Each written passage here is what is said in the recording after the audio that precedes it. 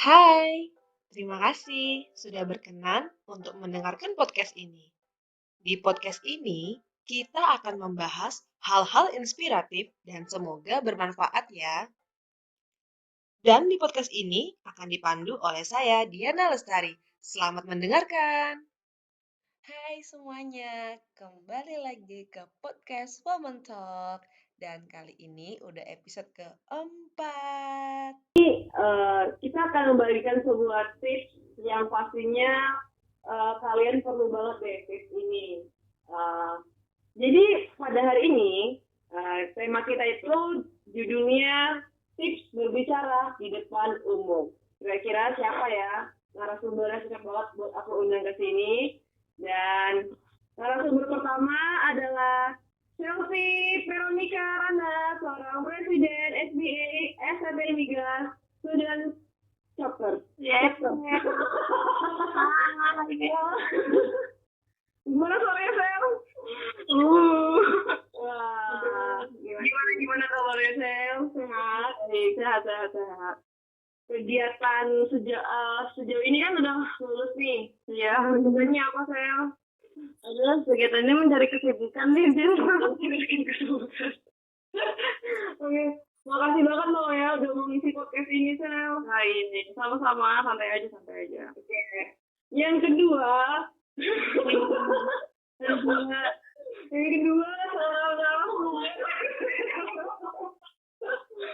Oke, narasumber kita yang kemarin juga kita panggil, siapa kalau bukan Anggolia Anggra.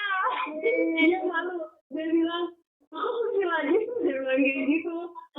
Udah lah, ganti lagi sama ini pemirsa itu bosan sama aku. Udah, nggak ada yang bosan di sini ya. Di sini kita mau bagi tips dari dua orang ini, dan dua orang itu berpengalaman lah untuk soal berbicara di depan umum gitu.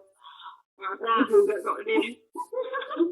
Soalnya aku gini sih, aku kan kayak lihat selfie gitu kan, padahal kan saya sedikit pendiam, tapi ternyata tuh bisa gitu sama jadi presiden gitu loh. Sel tuh bisa banget kan sih ngeliat aku gitu. Itu gimana ceritanya sih, Sel? Bisa lagi bisa nggak sampai terpilih dan sampai saat itu kayak bisa tertarik gitu untuk mencalonkan diri, pasti kan itu pakai sebuah proses kan, Sel? Iya. Gimana boleh ceritain nggak? Ya, jadi itu tuh aku kasih dulu ya, SPI itu kan organisasi di kampus aku. Nah, itu seksi mahasiswa. Jadi untuk informasi juga itu tuh standarnya internasional, jadi kayak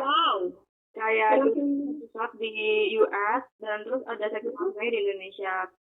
Nah, setelah kemarin itu aku mencalonkan jadi presiden itu karena apa ya? Karena kan aku udah dari tahun kedua kuliah tuh udah di organisasi itu, terus aku tuh berkomitmen banget kan di dalam organisasinya. Jadi aku kayak mau berterima kasih aja sama organisasinya dengan cara ya aku membenarkan apa yang perlu dibenarkan kan di sana. Wow, mulia sekali ya niatnya, benar-benar. Terus ya ngerasa kayaknya dengan menjadi apa ya, dengan punya pengalaman leadership kayak gitu mungkin bisa membantu aku apa ya, buat melatih diriku untuk meraih lain gitu, karena impianku juga pasti ada hubungannya kan sama uh, gitu. Jadi aku organisasi ini soalnya ada hubungannya ya. Emang tugasnya ngapain, Sel? Itu gimana sih tugasnya? Tugasnya kalau aku banyak sih, Din. Banyak gue juga sih. Namanya juga presiden ya. Sendiri. Gimana ini tugas-tugas kata organisasi sih, kayak memanage anggota, terus kalau yang aku bikin timetable tiap bulan mau bikin kegiatan apa, terus koordinasi sama pembina kan, jadi kita ada pembina juga namanya. Terus koordinasi jenis kayak OSIS gitu nggak sih, atau gimana? Bukan gitu ya, kayak OSIS tapi ini tuh organisasi eksternal kampus, jadi agak-agak beda sama BEM dan himpunan gitu kan. Kalau BEM himpunan kan itu internal kampus, kalau ini kayak organisasi eksternal aja, jadi dia itu nggak terlalu banyak ngurusin masalah mahasiswa gitu, enggak, tapi kerjaan kita tuh kayak apa ya, membantu profesional dengan mahasiswa, menghubungkan profesional sama mahasiswa gitu loh. untuk ilmu perminyakan. Jadi kayak gitu sih. Kurang lebih kegiatannya kebanyakan kayak gitu. Gitu ya. Wah, keren banget Selfie. Soalnya bener kayak gitu. Soalnya kita tahu satu seorang yang kayak ya kalau dia pendiam kan cuma pas dia ngomong kayak dia bisa kayak nggak nyangka juga dia bisa ngomong depan umum gitu loh saya. Awalnya tuh kaget banget jadi presiden gitu. Nah, aku mau nanya nih, tapi pernah nggak sih ngerasain grogi bicara di depan umum? Pernah, sering. Bahkan sekarang aja lewat telepon aku grogi sih. Udah cuma lewat telepon ya. Iya. Ya udah, kamu kata waktu gemetar nih. Kalau Lia gimana? Lia pernah nggak ngalamin kayak grogi waktu ngomong di depan umum? Pernah ya? Tapi beneran loh, aku juga pernah dan aku tuh sampai kadang kalau udah grogi banget tuh sampai ngerasa kayak sakit perut gitu loh, Sel. Oh, gemetaran juga iya, kayak rasa kayak mau pingsan gitu. Aduh, nah, coba kita tanya nih ya, kalau menurut Selfie sama Lia, tips cara saat kamu lagi grogi dan cara ngilangnya biasanya kalian tuh ngapain sih? Kalau kayak contoh nih, kamu lagi bakal ngisi sebuah acara atau kamu bakal ngisi sebuah seminar atau ngisi apa, dan kamu tuh lagi grogi nih. Jadi apa sih hal yang kamu lakuin untuk supaya bisa menekan grogi itu supaya nggak terlalu gimana ya, rasanya ya gitulah. Ya. Gimana? Nanti kalau dari siapa gimana? Nanti kalau dari Andrea gimana tipsnya? Oh, oke. Tips supaya nggak grogi ya. Kalau aku kalau ini buat ngisi acara kan ya. Ya seandainya yang buat ngisi acara kayak sering ngisi lagi ngomong ke timnya Selfie gitu kan, tapi Selfie punya anggota kan. Gimana tipsnya? Biasanya supaya nggak grogi itu gini sih, kalau misalnya mau kayak presentasi atau ngisi acara kayak MC atau buat ngasih apa yang nggak deliver perintah atau apa gitu ke anggota, yang pasti pertama aku harus paham dulu materinya apa, aku sampaikan dulu yang mau aku kasih ke mereka apa, yang mau aku sampaikan ke mereka tuh apa, karena sumber grogi itu kan kadang kalau misalnya kita tuh kurang percaya diri.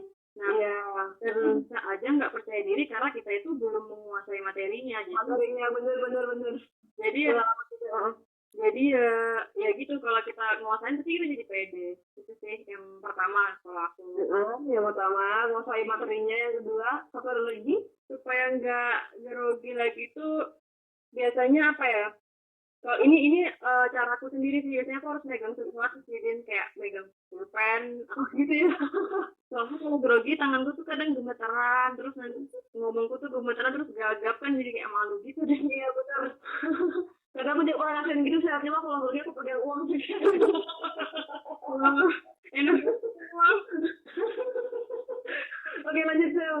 Terus pegang pulpen harus pulpen gitu atau benda lain gitu. Apa kalau pegang sidin dan nggak kelihatan tuh, kalau pulpen pen kan masih kelihatan ya, tapi kalau nggak ada ya aku menggenggam tanganku sendiri aja, atau enggak aku gerak-gerakin aja tanganku supaya aku nyaman aja sih ketika depan orang. Jadi kalau aku nyaman depan orang, aku bisa nyampein dengan enak gitu tanpa ngebleng gitu sih. Yang kedua pegang sesuatu benda atau supaya buat ngilangin gemetarnya gitu sama ya. Gemetar ya. Yang ketiga ada lagi. Terakhir ini sih biasanya tarik nafas sih sebelum ngomong. Tarik nafas ya, bener sih, itu yang paling ampuh sih kalau menurut aku. Bener. Ini bener-bener kena banget sih, soalnya emang yang pertama kalau kita nggak nguasain materinya, udah otomatis saya bakal ngeblank biasanya sih Sel. Iya. Dan bener kayak sering banget. Nah kalau yang kedua mungkin aku jarang untuk kayak megang benda, tapi aku yang penting setelah abis presentasi aku harus makan sih Sel. Karena aku orangnya kalau presentasi gitu kan aku nggak bisa notasi suara aku gitu loh Sel, jadi aku kayak terlalu buru-buru kan. Iya kadang tuh capek sendiri kalau harus presentasi gitu. Oh iya. Kalau aku sih kayak seperti yang pertama itu aku harus benar-benar baca materinya, karena kalau misalnya aku mau presentasi nih misalnya hari Selasa, aku kalau bisa tuh di hari Minggu aku udah selesaiin dulu semua bahan-bahannya dan aku harus benar-benar pelajari dan aku benar-benar mengerti gitu kan. Nah baru yang mungkin susahnya ya tarik nafas gitu sih yang paling jarak sih kalau aku. Kayak tenang. Kalau Lia gimana Lia? tipsnya Lia kalau ngatasin grogi. Soalnya Lia ini kayaknya gak ada groginya deh. Ini beda banget loh. Dia kan udah sering banget tuh. Iya, pasti yang namanya grogi itu manusiawi. Iya, itu sangat normal dialami oleh semua orang siapapun itu, even profesional. Itu pasti dia merasakan yang namanya grogi gitu kan. Sampai ada pepatah yang bilang even professional make mistake gitu. Jadi bahkan seorang profesional itu juga bisa berbuat salah gitu. Nah, apa yang tips aku supaya tidak grogi adalah apa tuh sore ini jeng. Ya, sama kayak selfie yang pertama. Aku terkejut. Ternyata sama aku terkejut. Oke. Yang pertama pasti well prepare, persiapan, terus tarik nafas dalam-dalam, terus berdoa, ya kan? Kita tuh terus ini salah satu tips yang pernah aku dapat juga sih, kita harus tanamkan dalam pikiran itu kalau kita bisa.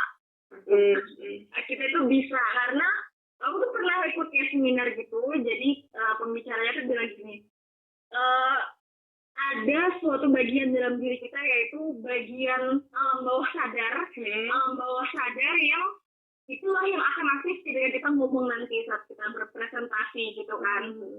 Itu yang kenapa kita harus meyakinkan diri kita sendiri kalau kita bisa, kalau aku bakalan lancar, itu yang akan jadi apa ya, sugesti ya, jadi mensugesti diri sendiri gitu ya. Diri sendiri itu yang akan membangunkan alam bawah sadar kita yang nantinya percaya nggak percaya itu bisa membuat presentasi kita itu better gitu, lebih baik, membantu juga. Kadang kan ada juga tuh kita udah siapin materi kita tiba-tiba ngeblank ya, udah siapin ini tuh, udah hafalin itu, ternyata tiba-tiba ngeblank. Nah, yang pertama memang harus siapin mental dulu, siap tempur lah gitu kan, jangan sampai udah saatnya kita maju, udah siap-siap semuanya, tapi cuma karena mental breakdown doang nih, karena tiba-tiba ngeblank, tiba-tiba muncul perasaan grogi, nggak percaya diri, itu jadinya ambiar semuanya gitu kan. Nah, intinya percaya sama diri kalau kita bisa berdoa. Itu sih yang aku mau tambahin, sisanya udah disebutin semua. Wah, berarti kita sudah punya ada 5 tips, 3 dari Shopee, 2 tambahan dari Anggelia ya. Oke. Amazing. Jadi buat teman-teman yang bingung gitu kan, gimana sih cara mengatasi grogi saat kita ingin bicara di depan umum atau berbicara di banyak orang? Tadi yang pertama, harus siapkan benar-benar sematang-matang mungkin materinya. Terus yang kedua, ya kalau emang mau punya selesai ingin memegang sesuatu dulu juga boleh. Yang ketiga, tarik nafas yang dalam. Yang keempat, sugesti dirimu kalau kamu tuh bisa. Dan yang kelima adalah berdoa. Itu yang penting sih, menyerahkan semuanya kepada Tuhan gitu kan. Oke deh. Thank you banget sharingnya Selfie dan Anggelia. Oke. Itu aja tadi. Ini kayaknya ketahuan banget deh single-singlenya ini malam minggu, tapi malah ngisi podcast. Oh iya, malam minggu. Wah, apalagi sudah lupa malam minggu. Saya thank you banget ya udah mau ngisi ya. Oke. Iya, thank you juga udah mau ngisi lagi di podcast ini. Dan thank you. Thank you buat kalian semua yang udah nyempetin waktunya buat dengerin podcast ini. Jangan bosan-bosan. Dan dengan kalian mendengarkan tuh udah buat aku jadi semangat banget gitu. Makasih. See you. Bye-bye. Terima kasih sudah mendengarkan podcast ini. Sampai jumpa di podcast-podcast berikutnya. Bye!